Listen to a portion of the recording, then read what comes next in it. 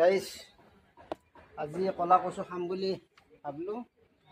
এই কলা কচুডাল কাটি ল'লোঁ। এইডাল কলা কচুৰ তৰকাৰী, কলা কচুৰ তৰকাৰী। ইয়াত বোলে বহুত উপকাৰিতা আছে।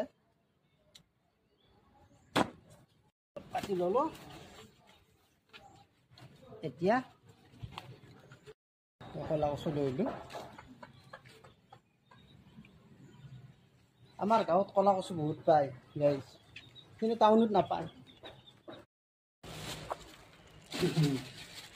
মাছ আজি দুপৰীয়াৰ সাজ, আজি মাছে কচুৱে খাম দিয়ক গাইজ। এইটো খলিচাম, এইটো কাৱৈ। হ'ব দে।